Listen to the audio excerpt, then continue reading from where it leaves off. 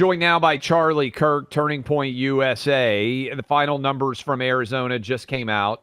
Trump is going to win Arizona by about 5.5 points. Charlie's a big reason why. But before we get into that, Charlie, you and I ran into each other at Mar-a-Lago recently. What's the first thing you wanted to talk about? Oh, college football. That's the only thing I want to talk about. Great to be here, Clay. I mean, I talk politics all day long. It's refreshing to talk to somebody that is as informed or even better informed than me on the more important thing that happens in the fall, not the election, but our tradition of college football. So great to be here. We had a great time catching up and talking about how the Oregon Ducks should win the national championship this year. All right, so I have told Buck for some time, Buck is out for Thanksgiving already, that I trust college football fans immediately more than other people before I even know anything else about them. You've been all over the country working in battleground states, Big Ten, SEC, Pac-12 used to be, obviously, Big 12, all of the different ACC conferences out there where there are battlegrounds. Do you also trust college football fans more than anybody else? Oh, without a doubt. Now, when you say all these conferences, I don't know what you're talking about. You're talking about the ACC powerhouse of Cal Berkeley. I mean, it's very confusing. So, taking a shot at your old Pac-12 rivals. I appreciate that's right. that. No, it's more about conference realignment. It's just the whole thing is so goofy. But no, yes, if someone has a passion for college football, I have something like inherently and deep in common with them, more so than almost anything. So speaking of college football, a lot of young men are college football fans. The campaign that was just run, if you had to point to one group that moved most massively from plus 14 for Biden to plus 14 for Trump, according to at least one Wall Street Journal poll that I saw, why did young men in your mind, people that you have been reaching out to aggressively, move so substantially in this election? I'd say I think it's because they want to be part of a political movement that doesn't hate them. Over the last couple of years, you started to see the woke stuff that was really incubated in 2020 start to germinate and metastasize and grow into all of our institutions. And one of the core orthodoxies of woke is what we call DEI, is really a hatred of Christian, white, straight men. And I hate to be that blunt about it, but it is. It's the orthodoxy of it.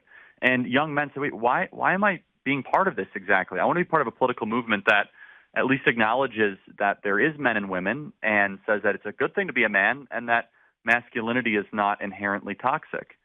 And so on top of that, though, go ahead, please. Yeah. No, I was just going to say, I think what's interesting, and you may have been going there too, is it starts with white men are the problem. But the problem with that is eventually it has to grow. And I think Black guys, Hispanic guys, Asian guys looking around like, hey, I don't think masculinity is toxic. I think that men and women are different, and suddenly you can't say that and be a Democrat. Correct. And then it even grows deeper into this kind of tyranny of political correctness, which at its core is like toxic femininity, which is that we're going to police all of your speech.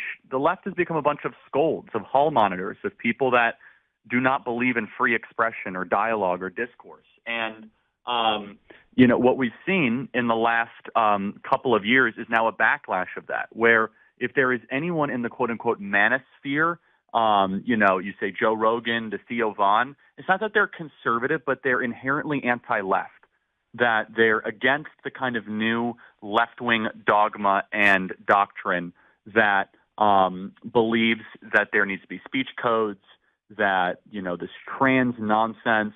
And so young men in particular kind of led the rebellion towards a political movement, one rooted in common sense, patriotism, liberty, and freedom.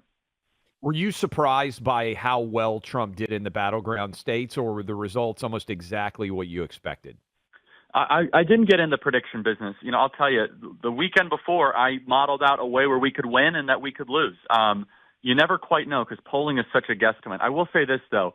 Visiting a lot of these schools, we did these campus events that were just massive and had millions and millions of people online when we did them. One in particular at the University of Georgia where we had 5,000 people show up. And I turned to my team, I said, guys, this is not normal. Like, this is not anything I've seen before. I think we might win. And I think we might win really big and win with young people. Same at Penn State. We had 3,500 young people. Arizona State University. I mean, we were all across the country.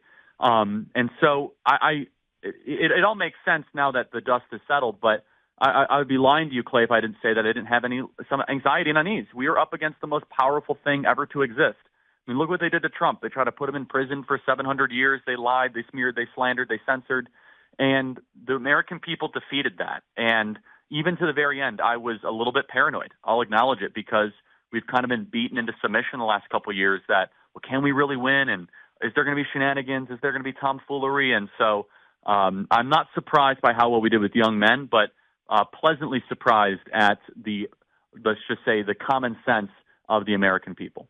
Well, look, the work you did was tremendously important. And I actually think, and I don't know if you're picking up on this, but I've got a 16, a 14, and a 10-year-old. I think the generation that hasn't even voted yet is going to be more anti-woke than even the people that have started voting already.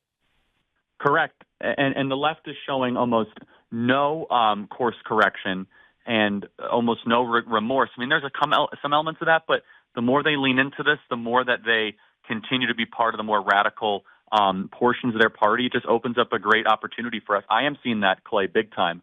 I think that Gen Z and whatever's after them, Gen Alpha, is going to be some of the most conservative generations in history. And who would have thought it, right? We were told that the young people are all Marxists and there's only going to be, let's say, radical things to come. But President Trump won the youth vote in Michigan, nearly won it in Wisconsin, nearly won it in Pennsylvania, and that was one of the key ingredients to his victory. I know you're busy. I appreciate you coming on. Last question for you. If somebody's never been to an Oregon Ducks game, what are they missing? Well, I'll tell you what. I got trolled online because I wore earplugs at Autzen Stadium. Be ready to lose your hearing. I could not hear for days after, even with the earplugs. And I'll tell you, it's like 135 decibels. I don't want to make any predictions, but I think Oregon's going to do very, very well against Washington this weekend. Go 12-0. That is going to be a trench fight in Indianapolis against Ohio State. I don't know. I think Ohio State might take this one, and then we'll see them again in the playoff. I could make a really good argument, though. Based on the current configuration, I'm sure you broke this down, Clay, being the 1 seed is actually not the best thing based on the current way the bracket is forming, where you actually might get a better placement to be a 4 or 5 seed, host a home game at home, 5 seed, host at Autzen, get some momentum heading into the bowl series in late December. You just hit on it. I think having the 5 seed in the college football playoff is the best spot. By the way, potentially totally Boise State getting the 4 too. So you get a home and Oregon game, already beat them. You would. Yeah, Oregon already beat them. Good luck to the Ducks. Not too much luck if they play my University of Tennessee Volunteers. Charlie, really appreciate the work. Keep up all the outstanding stuff you guys are doing with Turning Point. Great to see you. Thanks, Clay. Talk to you soon. Bye.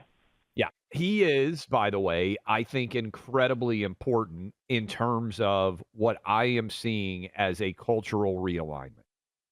I think this show has been very helpful for that because I think Buck and I can speak to a younger generation. We're not super old relative to media. I think Outkick has. I think Joe Rogan has. I think he mentioned Theo Vaughn. I think there are a lot of different outlets that speak to a predominantly male audience that are seeing the profound disconnect that exists for these young guys. And I mentioned this, but I do think it's important. Target stock dropped 21% the other day. I don't know how many of you saw that after Target missed its earnings. I think a lot of moms and dads, when they had the tuck bathing suits and they were like, hey, we want your young kids pretending to be different genders. And you're saying, I just want to go to Target and get a good value on the products that I need for my home. I think a lot of you turned away from Target. And I don't know how many of you saw, but Walmart officially announced they're done with DEI. I don't shop much. This is not going to shock you for those of you who see the clothes that I wear. Basically, I go to Costco. Otherwise, I buy almost nothing. I don't think I talked about this.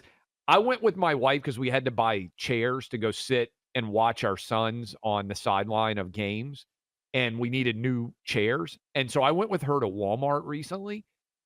I walked in that place, and I felt like I was like an immigrant who didn't realize how amazing America was. A lot of times people who move from foreign countries, I remember one of my buddies said that his dad had come from India. And I got 2 good stories about this. Dad came from India where almost no one had a television. And he walked into an electronics store in America. And the fact that you could just walk in and have a normal job and buy a television blew his mind. Really, there is a value. I've argued this for years. If we made every high school graduate in America certainly every college graduate. But if we made every high school graduate in America have to go overseas and live in a poor country for a year, you would kiss the ground when you got off the airplane to come back here. Because so many of the people who denigrate America have no idea what the rest of the world is like and how incredibly thankful we all should be in this week of all weeks that we get to live in America. But that bank of televisions that was for an immigrant population could not believe just how sheer amount of wealth that existed here. The other one was I've got a friend recently, and he was talking about his dad coming here, and his dad being upset that people were taking Ubers everywhere.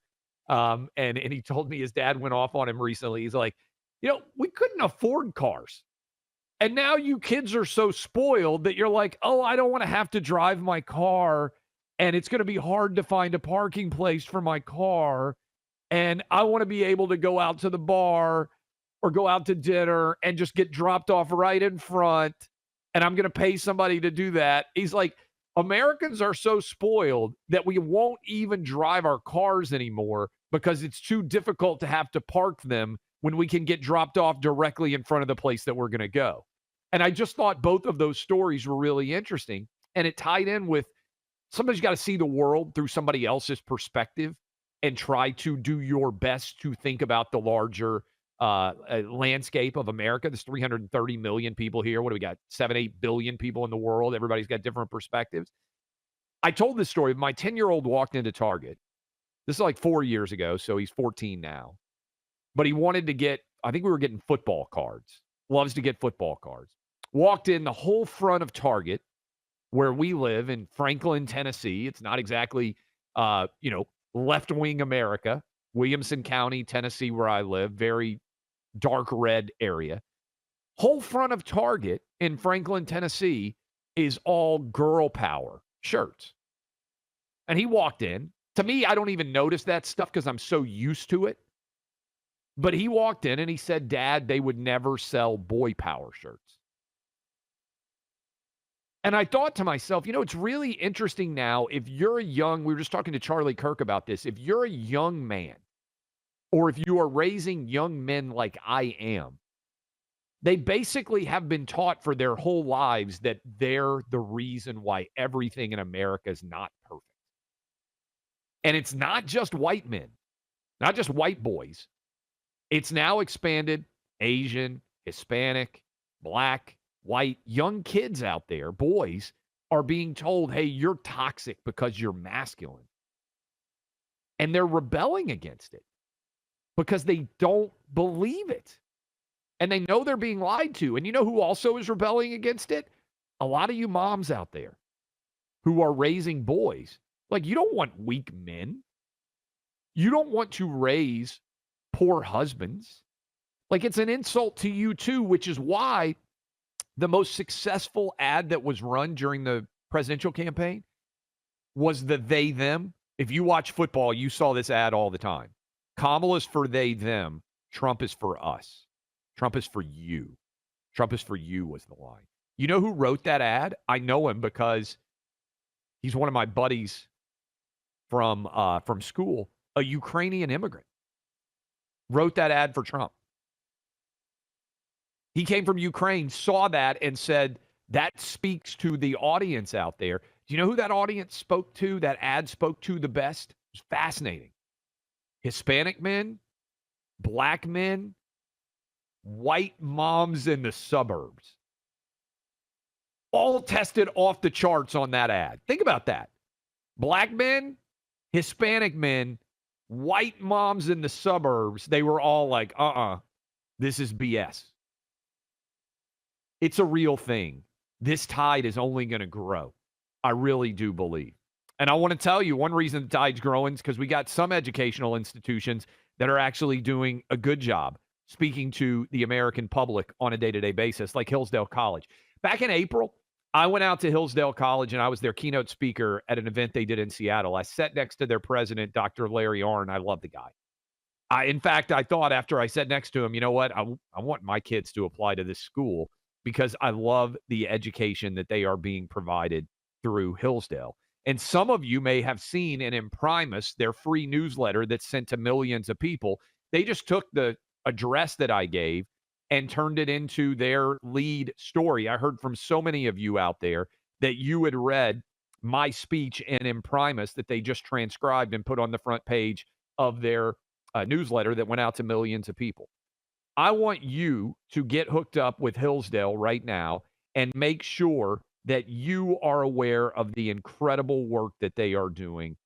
Because right now, all they need is they would like to hear from you for just 30 seconds. Watch a short video so that you can learn about what their mission is at clayandbuckforhillsdale.com. That's clayandbuckforhillsdale.com. Trust me,